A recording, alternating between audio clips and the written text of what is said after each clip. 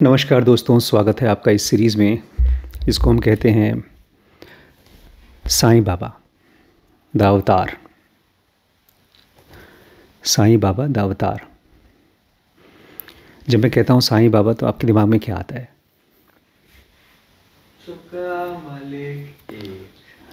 वैभव को तो मुस्कुराते हुए सबका मालिक एक। शिरीष, आपके दिमाग में? एक गुरु। श्रवण? कई लोग आए धरती पे चले गए उसी तरह से वो भी आए। कई लोग आए धरती पे चले गए उसी तरह से वो भी आए। मेरा भी ऐसे ही था शुरू में, लेकिन जब मैंने ये सीरीज़ की तैयारी करना शुरू किया तो मुझे उस फिल्म मैट्रिक्स की तरह समझ में आना शुरू हुआ। Beginning to believe. इसी से मैं शुरू करना चाहूँगा आज की क्लास।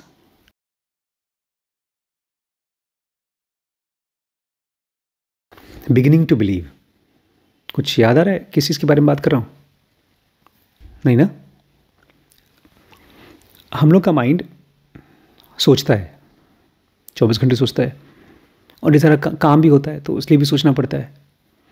और उसी में बीच बीच में जब कोई स्पिरिचुअल बातचीत होती है तो थोड़ा सा ठहर जाता है, शांत हो जाता है, और उस समय भी सोचता रहता है, लेकिन वो नया चीज़ चाहना शुरू कर देता है कि काश ये ठहराव सच्चा हो, असली हो। ये जो बातचीत हो रही है भगवान वगैरह की, काश ये वाली सच निकल जाए। तो वो कोशिश कर रहा होता है बिलीव करने का।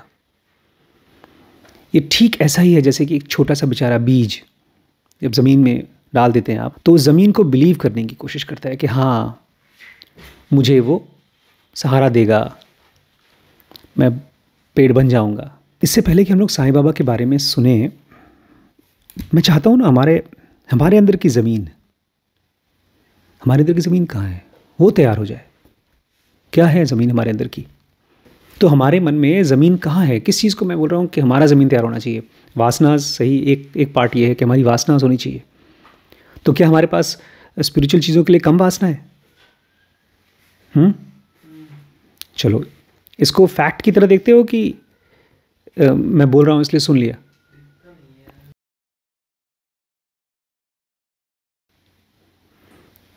अच्छा, अब दूसरी चीज़ कि जब ज़मीन तैयार होनी है तो बिलीफ का चक्कर कहाँ से आ गया? हमारे मन के जो विचार हैं वो कूदते हैं, जंप करते हैं, लेकिन कितना कूद पाते हैं? एक आदमी कितना, 1 फीट 2 फीट? बहुत बड़ा जंपर है तो लंबी छलांग लगा लेगा, उड़ थोड़ी जाएगा हनुमान जी की तरह। विचारों में हम लोग बहुत दूर नहीं जा पाते। हम खाली वही चीज़ें देख पाते हैं, वही चीज़ें सोच पाते हैं, और करते तो खाली वही है जो हम करते हैं। मतलब आप फिल्में बना रहे हैं बिकॉज आप वीडियोस देख रहे हैं, आपके सामने जो काम पड़ता है वो करते हैं, आप अपने कॉन्शियसनेस को देख रहे हैं, वो आपका काम है, और हम लोग किताबें पढ़ रहे हैं। तो हमारे विचार बहुत उड़ नहीं पाते। ऐसा बहुत रेयर होता है धरती पे अवतार आते हैं। अवतार मतलब वो आदमी जो पिछले शायद 100, 150, 200, 500 जन्मों से अपने ऊपर काम कर रहा है हर एक जन्म में, और ये उसका लास्ट जन्म है। तो Sai Baba was last life of that entity. वो तो एकदम राजा की तरह जिए अंदर से, अभी आप देखेंगे। लेकिन हम जब इनके बारे में पढ़ेंगे ना तो बस खाली लालच आता रहेगा, डिज़ायर्स आती रहेंगी, इच्छाओं की। क्यों ना? उनकी तरह बनने की नहीं आएगी। वो तो अच्छा है ऐसा हो, हमारे साथ चमत्कार हो जाए। मैं चाहता हूं इससे बचें। मैं चाहता हूं हमारे माइंड में जब सिस्टम 1 कुछ बोलता है, जैसे आपस में आप लोग बातचीत करते हैं तो आपका सिस्टम 1 बोलता है, वो शांत करके सुने।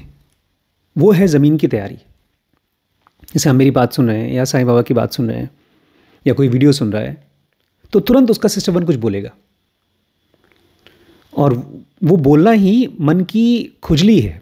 उस प्रोसेस में जो चीज़ बिलीफ बन सकता था, बिगिनिंग टू बिलीव, बहुत अच्छी सीन है, आप देखिएगा उसमें, जिसमें मैट्रिक्स में जो हीरो होता है उसको पहले विश्वास नहीं था कि वो एनलाइटेंड हो सकता है, लेकिन ऑरेकल जो भविष्यवक्ता थी उसको पक्का भरोसा था कि तुम ही द वन हो, लेकिन उसको खुद को भरोसा नहीं था, कोई बिलीफ नहीं था। लेकिन उसके साथ कुछ छोटा मोटा चमत्कार हुआ, और फिर उसको हिम्मत आ गई, बहुत ज़्यादा हिम्मत।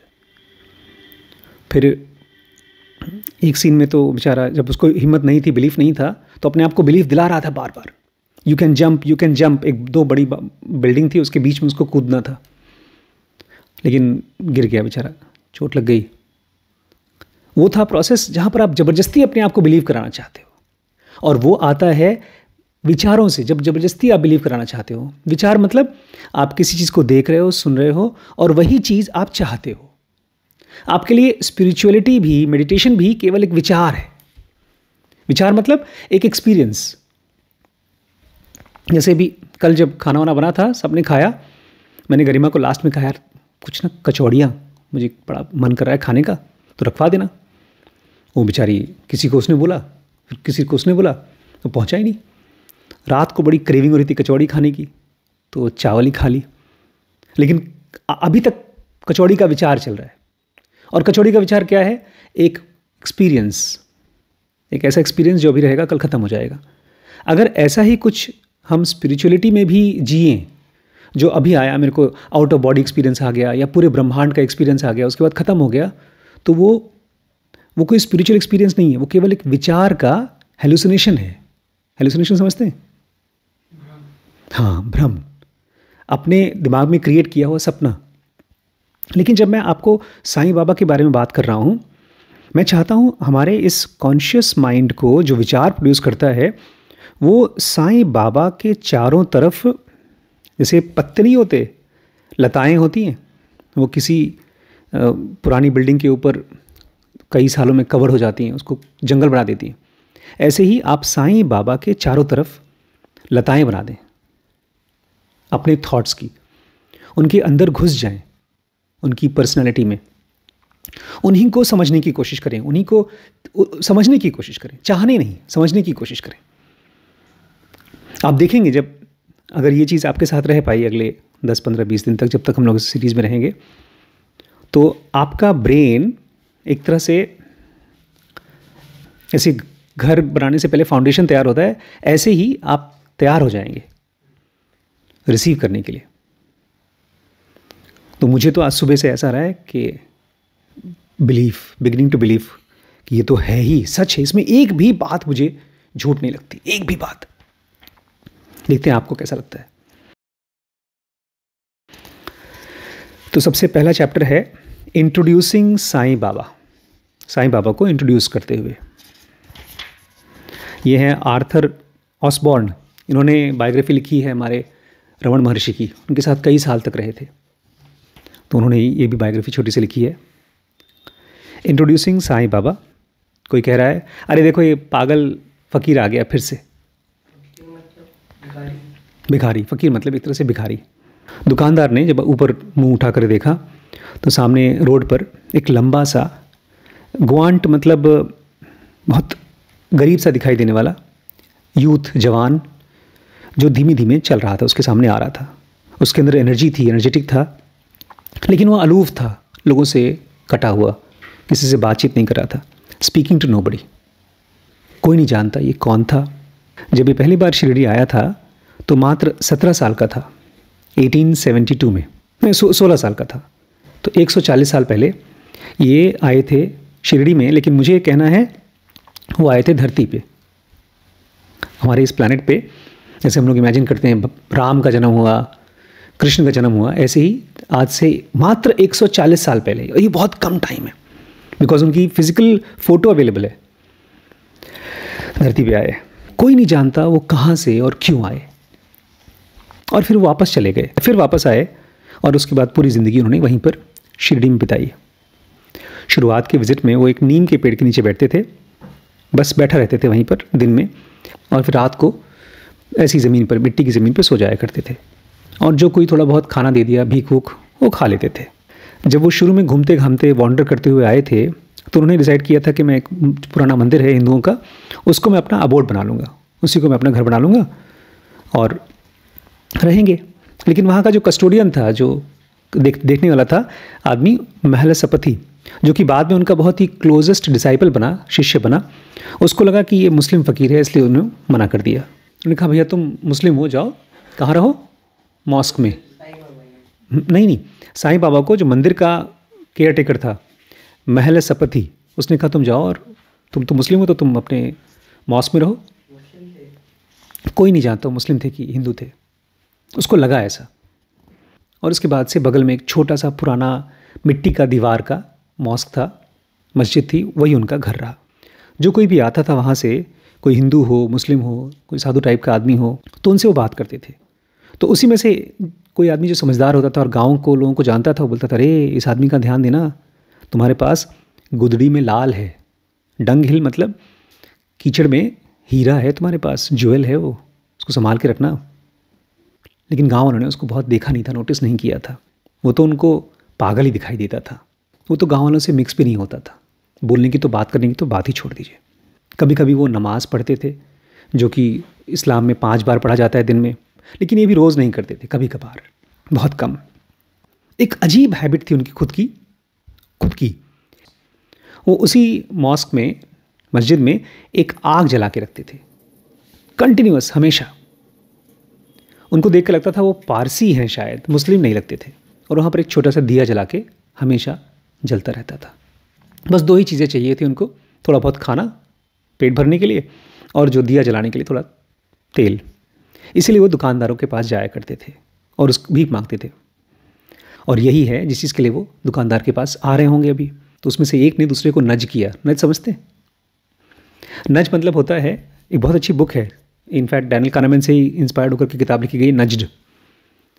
नज्ड मतलब से ये पेन है, मैं उसको मैं एज पे रख दूँ, इसके एज पे, और ये गिर नहीं रहा है तो इसको और थोड़ा सा आगे बढ़ा दूँ, थोड़ा सा और, लेकिन मैं गिराऊँ नहीं, थोड़ा सा और, फिर एक पॉइंट के बाद ऐसा पॉइंट पे कर दूँ कि अपने आप गिर जाए, तो उसको बोलते हैं नज करना। बहुत से हमारे जो साइकोलॉजी के बायसेस हैं बीडीएम के, उसमें हमको नज किया जाता है। जब डिस्काउंट दिया जाता है तो नज होता है। नज मतलब ऐसा सिचुएशन क्रिएट कर दो कि आपके माइंड को लगे कि वो खुद डिसाइड कर रहा है। तो उन्होंने कहा, अरे यार थोड़ा बोलो देखो आ रहा है, थोड़ा मजाक करते हैं इसके साथ, चलो कुछ मज़े करते हैं इस आदमी के साथ, उसको तेल देने से मना करते हैं। और फिर इस चीज़ पे तो आसपास के कुछ लोग सीन देखने के लिए इकट्ठे हो गए। उनको तेल नहीं मिला तो जो यंग फ़कीर था वो चुपचाप वापस चला आया, किसी से एक शब्द नहीं बोला और कोई कंप्लेन नहीं किया। एक काम करते हैं, इसके पीछे पीछे चलते हैं, देखते हैं ये क्या कर रहा है, कहाँ जा रहा है। पता है इसमें क्या चल रहा है? ओल्ड हर्ड इंस्टिंक्ट, हमारे बचपन की हर्ड इंस्टिंक्ट। जो भेड़ बकरी थे, एक आदमी एक भेड़ कुछ कर रही तो सबके सब वही करते थे। तो वहाँ पर भेड़ों की तरह इन लोगों ने, अगर कोई बाहर का आदमी है तो उसके ऊपर अटैक करना, जैसे कुत्ते बिल्ली करते हैं, वही चल रहा था यहाँ पे। बाहर वाले को बेट करना, बेट मतलब उसको फंसा कर उसके मज़े लेना, चारा लगाना। उन्होंने देखा इसने फ़कीर ने क्या किया, बगल में पानी था, उसी पानी को उठाया, दिए में डाला और दिया जलाया, दिया जलने लगा। उसके बाद कभी भी कोई नजिंग नहीं हुई और ना ही तो कोई टिटरिंग हुई। टिटरिंग मतलब समझते हैं? दबी हुई हंसी, ये सब खत्म हो गया उसके बाद से उनके लिए। उसके बाद उतना घबरा गए, औ में थे कि उनके चरणों पे गिर गए और माफ़ी मांगी कि हमको श्राप मत दीजिएगा प्लीज़, हमने जो गलती की आपके लिए। और उस एक घटना के बाद से वहाँ पर उनको पागल फ़कीर नहीं बोला जाता था। और पूरी शिरडी में ये बात लोगों को भरोसा हो गई कि सही में ये गुदड़ी में लाल है, कि कोई बहुत बड़ा हीरा हमारे यहाँ आ गया है। और उनको बहुत जल्दी पता चल गया कि ये खुद एक सेंट थे और एक टीचर थे, जिनके अंदर में ढेर सारा कंपैशन है, प्यार है, करुणा, उन सभी के लिए जो सफ़र कर रहे हैं, परेशान हैं। लेकिन फिर भी ये लोगों के लिए बिजार थे, कन्फ्यूजिंग थे, मिस्ट्री थे, समझ में नहीं आते थे। कोई इनका नाम नहीं जानता आज तक। साईं बाबा उनका नाम नहीं है। साईं जो वर्ड है वो पर्शियन में सेंट के लिए कहा जाता था, और बाबा आप अपने पापा को बोलते हैं प्यार से। कोई नहीं जानता कि उन्होंने शिरडी को ही क्यों चूज़ किया अपना घर बनाने के लिए। एक गांव चुना, अगर उनको अपना स्पिरिचुअल बेस बनाना था, आश्रम बनाना था, तो कोई शहर चुनते, रेलवे स्टेशन से भी 6 मील दूर। और कोई बड़ा वहाँ स्पिरिचुअल सेंटर नहीं बन सकता था, जो वहाँ था भी नहीं कोई मंदिर वंदिर वहाँ। और फिर भी वो वहाँ रहे 50 साल तक कम से कम, जब तक कि उनकी मृत्यु नहीं हो गई 1918 में। और उनके जाते जाते वो पूरा का पूरा शहर डिवोटीज से भरा हुआ था। अगर आप ये पूछें कि उनका शिरडी में रहना कि का कोई पर्सनल रीज़न था, तो उतना ही अजीब था जितना उनका खुद का लाइफ अजीब था। बहुत साल बाद जब वो बहुत फेमस हो गए तो उन्होंने अपने डिवोटी को कहा, यहाँ नीम के पेड़ के नीचे जहाँ वो बैठते थे, यहाँ गड्ढा खोदो कुछ फुट का, और वहाँ पर मिला एक टोम्ब वॉज अनअर्थड, एक किसी की अंदर समाधि पाई गई। और उन्होंने बताया यहाँ पर मेरे गुरु थे, इस जन्म के नहीं पिछले जन्म के। इतना है उनके बारे में जो शुरुआत का पता है, इसके पहले के बारे में किसी को कुछ नहीं पता। काफ़ी लोगों को पक्का है कि ये हो ना हो हैदराबाद के स्टेट से काफ़ी दूर एक ब्राह्मण फैमिली से आए थे, मिडिल क्लास फैमिली से, और यही हो सकता है कि उनके माता पिता बहुत यंग एज में ही ख़त्म हो गए थे और उसके बाद वो किसी मुस्लिम फ़कीर के साथ चले गए थे रहने के लिए, और उसके कुछ साल बाद वो फ़कीर मर गया और फिर उन्होंने हिंदू गुरु को ज्वाइन कर लिया। और उनको अपने गुरु बहुत पसंद थे, जिनको ये नाम से पुकारते थे वेनुस्का। और लोगों ने जब उनसे पूछा तो बताया करते थे कि कैसे वो अपने गुरु से मिले और कैसे उन्होंने साथ में अपना टाइम स्पेंड किया। वेनुस्का नाम था उनके गुरु का। एक बड़ी सी प्यारी कहानी है, थोड़ी सी कंफ्यूजिंग है, लेकिन एक बहुत अच्छी चीज़ हो रही है इनके साथ, हम साईं बाबा के साथ, कि चूँकि ये अलग टाइप के हैं इसलिए हम लोगों को ऐसा लगेगा जैसे एक जंगली घोड़े के ऊपर बैठे। आमतौर पे जब हम कोई इस बुक्स पढ़ते हैं और टीचर की कृष्णमूर्ति की पढ़ते हैं, लगता है कार में बैठे हैं, एसी कार में जा रहे हैं, एकदम परफेक्ट तरीके से समझा रहे हैं, और ये हम लोग धड़ धड़ ऊपर नीचे होंगे। बहुत बार समझ में नहीं आएगा, लगेगा गिर रहे हैं, लेकिन बैठे रहिए, क्योंकि ये अवतार थे, ये सेक्शन 3 और 4 के बीच में थे, इसलिए इनका तरीका अजीब था। तो पुराण की एक कहानी बताते हैं, इनकी फेवरेट है, बहुत बार बताते थे साईं बाबा। 3 दोस्त थे जो बहस कर रहे थे कि कैसे भगवान को आदमी जान सकता है। तो उसमें से एक कहता है कि जैसे कृष्णमूर्ति बोलते हैं, अपने ऊपर भरोसा रखो, खुद ही खोजो, किसी को गुरु मत बनाओ, क्योंकि गीता में लिखा है आत्मा खुद को जानो। दूसरे ने कहा बकवास, अपने मन को कंट्रोल में रखो, उसमें थॉट्स और डाउट्स मत आने दो, ये करो तो तुम जान सकते हो भगवान को। तीसरे ने भी बड़ी समझदारी की बात की कि देखो दुनिया में जो कुछ भी है रूप है, वो हमेशा बदलता रहता है, और जो फॉर्मलेस है, जो स्पेस जैसा है, वो कोई बदलता नहीं, इसलिए इन दोनों के बीच में डिफरेंस देखते रहो, एटर्नल और ट्रांजिटरी, जो कभी नहीं बदलता उसको और जो बदलता है उसको, इन दोनों को अलग अलग देखोगे तो अपने आप को जान जाओगे। चौथे को ये सब बकवास लगी बातें, क्योंकि बातें थी, थियरी थी। उसने कहा एक काम करते हैं, हम अपना कर्म करते हैं और अपनी पूरी ज़िंदगी, अपना पूरा बॉडी और अपना पूरा स्पीच, बातचीत एक गुरु को डिवोट कर देते हैं, जो कि ऑल परवेडिंग है, जो सब जगह है।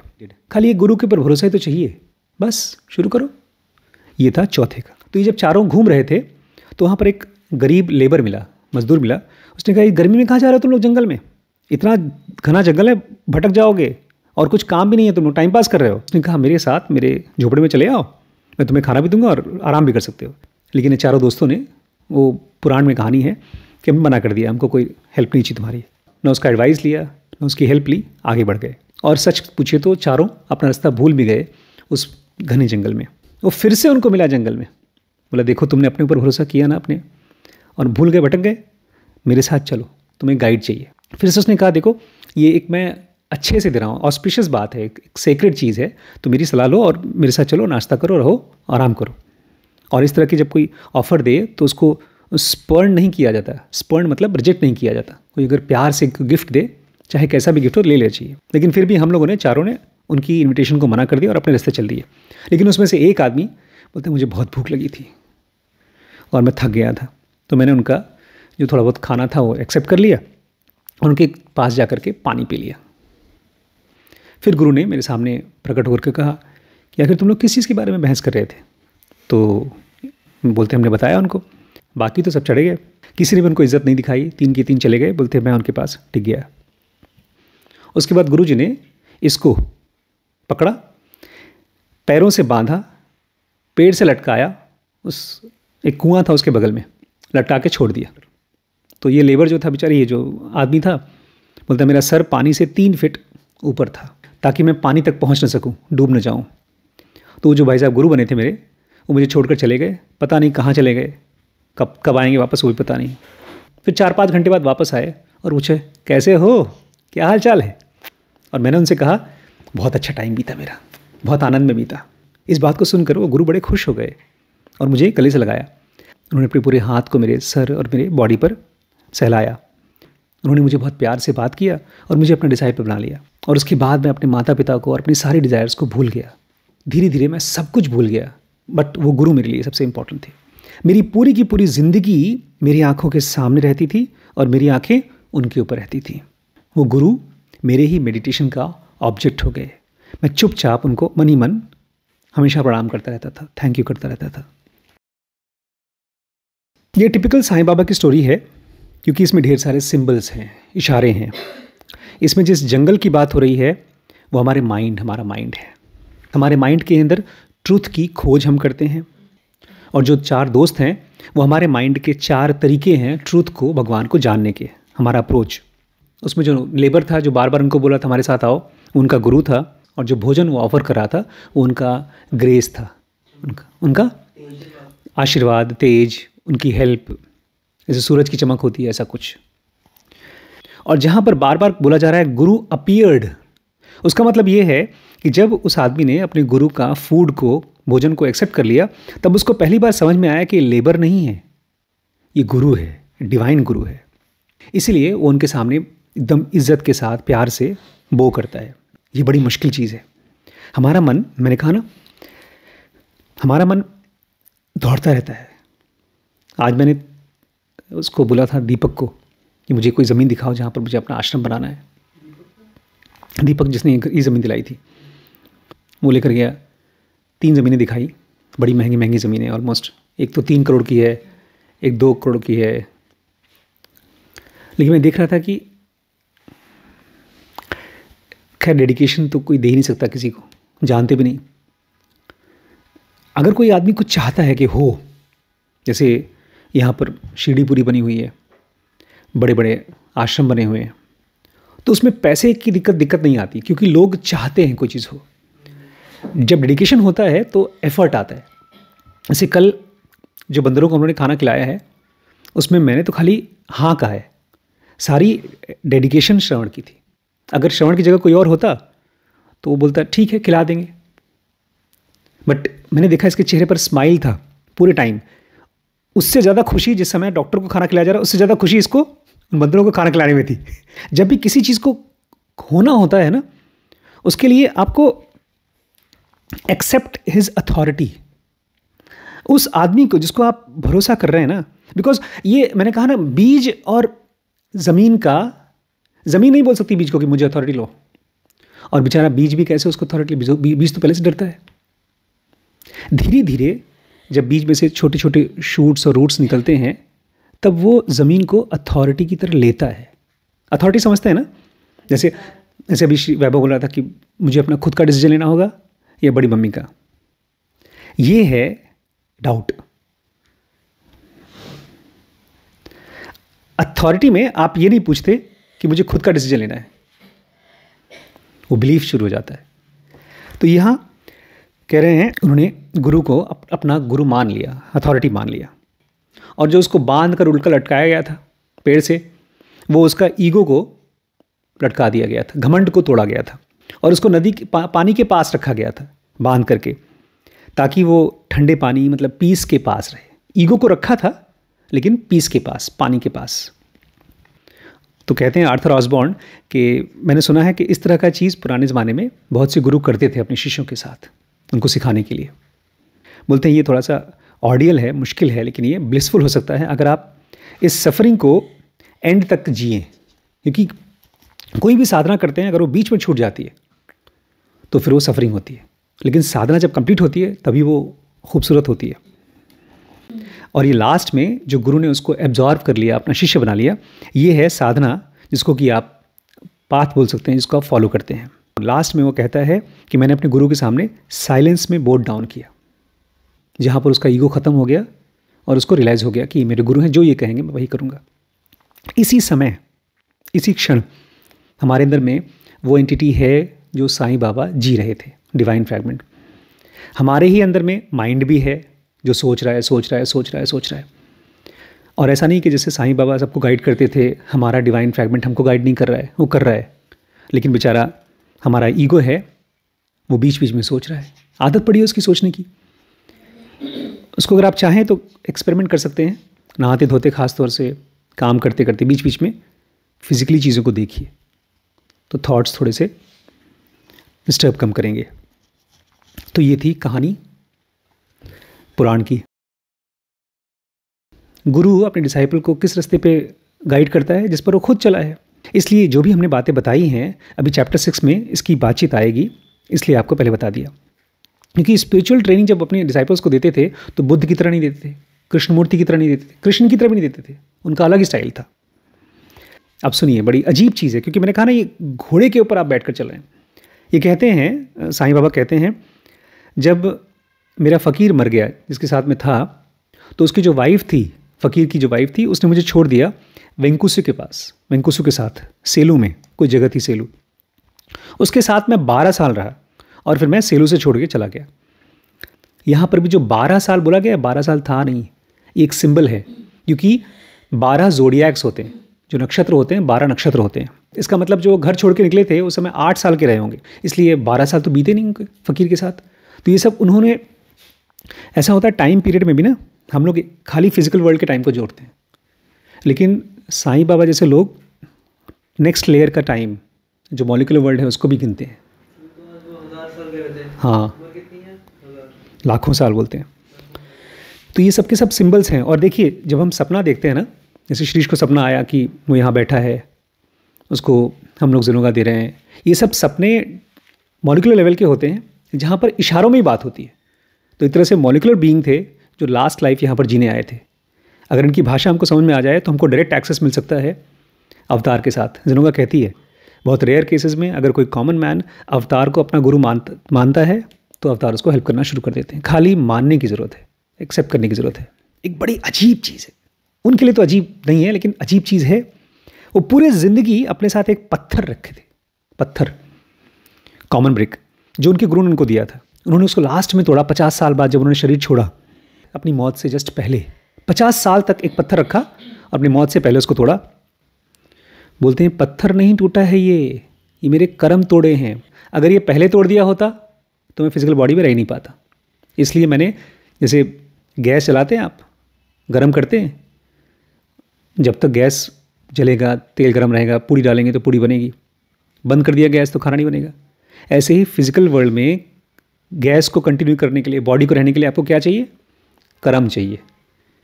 अगर कर्म खत्म हो गया, जैसे हम लोग पढ़ रहे थे उसमें अघोरा में, कि देवी माँ ने उस पोएट को कहा तुम्हारा लास्ट कर्म है, खत्म हो जाएगा, उसके बाद तुम चले जाओ, यहाँ रहने की कोई ज़रूरत नहीं है। तो ये पत्थर रखते थे अपने साथ। एक बात तो साफ है कि उनकी शुरुआत की लाइफ के बारे में जानने की ज़रूरत भी नहीं है, और उनकी ट्रेनिंग कैसे हुई ये भी जानने की ज़रूरत नहीं है। अगर ज़रूरत होती तो बता देते वो। उनका जन्म कब हुआ था? 1872 में। उसके बाद ये 1900 में, ऑलमोस्ट 28 साल की जब उम्र थी, तब उनका फेम बढ़ना शुरू हुआ, लोगों ने उनको जानना शुरू किया और वो बढ़ता ही गया। ये महाराष्ट्र में है। उस ज़माने में तो हवाई जहाज़ वगैरह बहुत ही कम थी, लोग पैदल बैलगाड़ी चलते थे। फिर भी आप मद्रास में चले जाओ, दुकानों के बाद दुकानें देखते रहो, वहाँ पर क्या मिलेगी? साईं बाबा की फ़ोटो मिलेगी और उसके सामने लोग अगरबत्ती जलाते हुए पाए जाएंगे। इस समय धरती पर, इंडिया में कोई ऐसा सेंट नहीं है जिसका इतने ज़्यादा फॉलोइंग है और जो बढ़ रही है रोज़ रोज़। बट हाँ, 2 लोग को हम बाहर रखेंगे यहाँ पर, राम को और कृष्ण को, क्योंकि वो लोग सेंट नहीं थे, वो तो अवतार थे, उनके बारे में नहीं बोला जाए। और फिर भी इंडिया से बाहर बहुत कम लोग जानते हैं इनको। आर्थर ऑसबॉर्न कह रहे हैं, मेरी जानकारी के हिसाब से जो मैं जानता हूँ, आज तक वेस्टर्न पब्लिशर ने, किसी ने भी अच्छे राइटर ने उनके बारे में कुछ लिखा नहीं है अंग्रेज़ी में। आखिर ऐसा क्यों? मेरे हिसाब से ऐसा इसलिए है क्योंकि साईं बाबा जो मॉडर्न तरीके के सेंट होते हैं वैसा वो लाइफ नहीं जीते थे। उनको एक शरीफों की तरह ज़िंदगी जीना चाहिए। ये दिखावे वाला मैजिक मिरेकल करके क्या कर रहे हैं?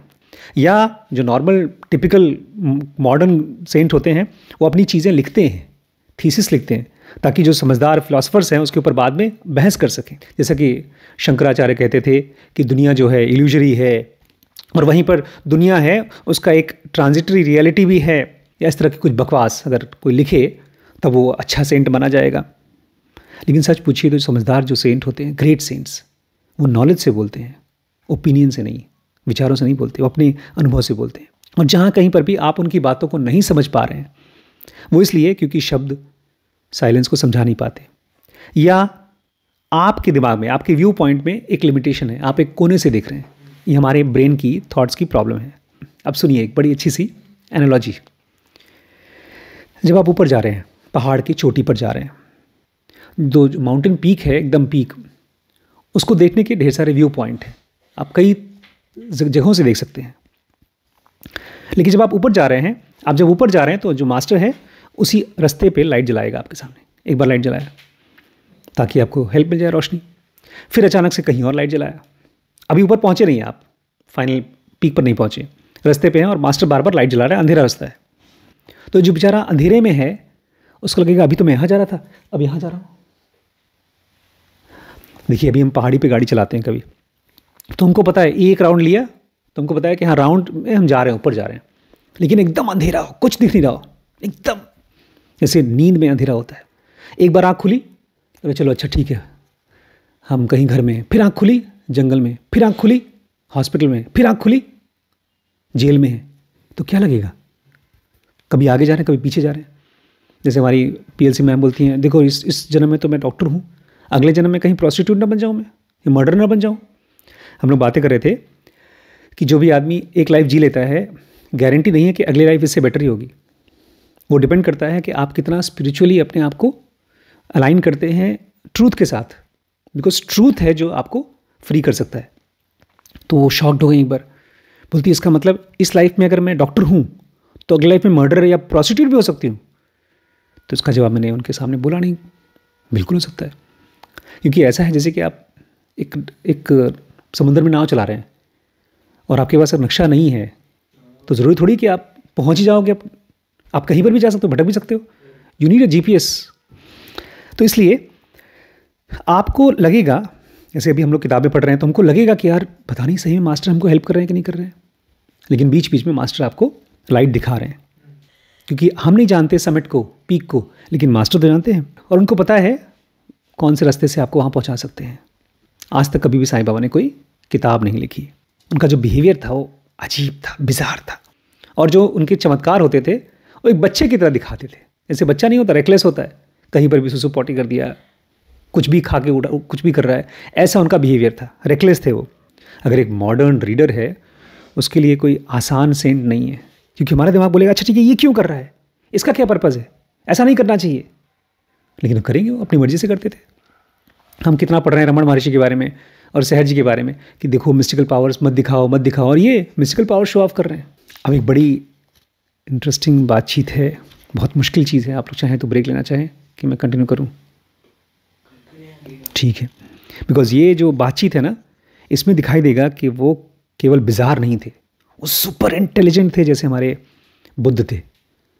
उन्होंने भी एक श्लोक का ऐसा ऑपरेशन किया है, एनालिसिस किया है, जबकि एक क्लास भी पढ़े नहीं थे। तो वो हम लोग को कल करना चाहिए। और आप लोग मेरे साथ हैं तो होपफुली